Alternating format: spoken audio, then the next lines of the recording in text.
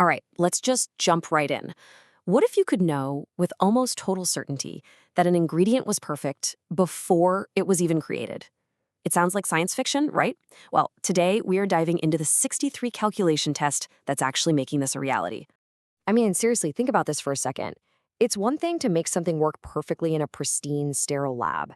But how do you guarantee it still works after it's been shipped across the globe? After it's been sitting on a shelf in some hot, humid pharmacy or left in your car on a summer day? That's the real test, right? And solving that particular problem, well, that's the billion-dollar question.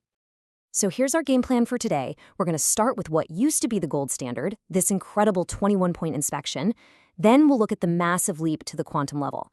After that, we'll uncover the secret sauce, this power of three. And finally, we'll see how this all comes together to create a completely new gold standard. All right, so before we can really appreciate the future, we've got to understand the past, right? The foundation. And it all started with this incredibly robust 21-point system. It was designed to guarantee quality at a level most people never even think about, right down to the molecule.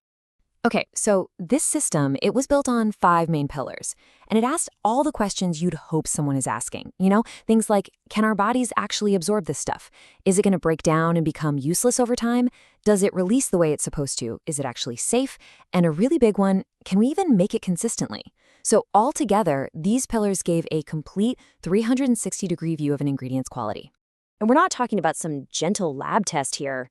No way. This system simulated some truly extreme conditions. I mean, look at this. The WBM-THI test, it literally checked if an ingredient could survive the crazy heat on a Malaysian roof. The HGI test made sure the packaging could handle being opened and closed 500 times. And the PBI test, that made sure it still worked even after you've had a big meal. So this system was already elite. But then things took a massive leap forward. Okay, so this is where everything changes. This is the big pivot, moving away from just reacting and into the world of predicting. The fundamental question became, why on earth would we spend millions of dollars to make a molecule, only to test it afterwards when we have the technology to predict how it will perform before it even exists? So the old way, the molecular level, that was all about quality control. Checking the work after the fact. But the quantum level, that's about quality design. It's about building perfection right from the very beginning. The analogy here is perfect. It's the difference between finding a dent in a car at the end of the assembly line versus designing a flawless engine on a computer before you even build a single part. And look, I get it. The term quantum science can sound really intimidating, but the benefits are actually super practical when you break them down. For example, something called the HOMO-LUMO gap. Just think of it as a stability shield. It predicts whether a molecule will just fall apart in your stomach. Or the dipole moment, that's basically a water magnet, showing if it'll mix easily into a glass of water. And TRPM7 docking, that's the channel door fit. It literally tells us if the ingredient can unlock the door to get into your cells in the first place. This is pure, hardcore science, but translated into results that actually matter to you. Okay, so let's recap. We've gone from intense physical testing to mind-bending quantum prediction. But this is where the story gets really revolutionary. See, the real secret, the game changer, isn't just that they're using quantum analysis, it's how they're using it. The secret is the number 3. That's it. For every single one of those 21 quantum properties we're testing, the analysis isn't just run once. No. It's run 3 completely separate times, using 3 different advanced methods. Think about that. And the logic behind this is actually brilliantly simple. It's a consensus model, right? Think about it like this. If you go to one doctor and get a diagnosis, well, they might be wrong. But if you go to 3 different top-tier doctors, and at least 2 of them give you the exact same diagnosis, you can be pretty darn sure that's the right answer. It's the same principle here. For any ingredient to pass a single test, it needs to get a yes from at least 2 out of those 3 different quantum calculations. Let's actually see this in action. Take the stability shield test we talked about. Look at glycine here. It passes with flying colors on method 1, method 2, and method 3. That is an undeniable slam dunk pass. But then you look at taurine. It fails the first one, fails the second, and fails the third. There's just no room for error, no ambiguity, no maybes. The consensus model gives you a result you can absolutely trust. So, what's the big picture here?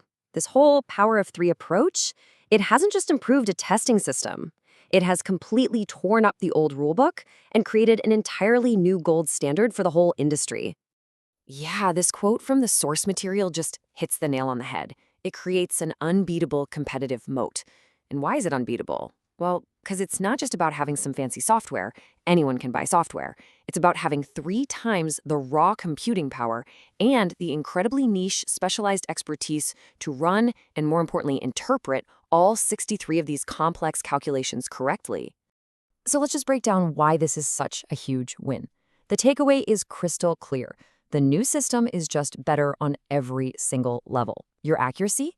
It goes from having a risk of a single test being wrong to a fully validated consensus. The credibility? It's so high that the results are considered publication ready, meaning they're rigorous enough for top scientific journals. And that barrier for competitors we mentioned, it becomes massive.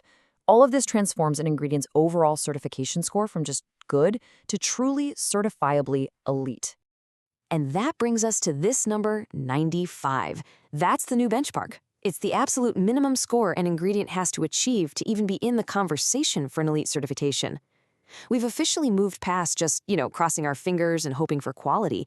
This is now about designing and scientifically verifying predictable, repeatable perfection. So, I want to leave you with this one final thought. Just imagine, for a moment, if this incredible level of certainty wasn't the rare exception, but the absolute rule. What if every single ingredient in our food, our supplements, our medicine, what if every single one had to pass the 63-point quantum check before it was ever even made?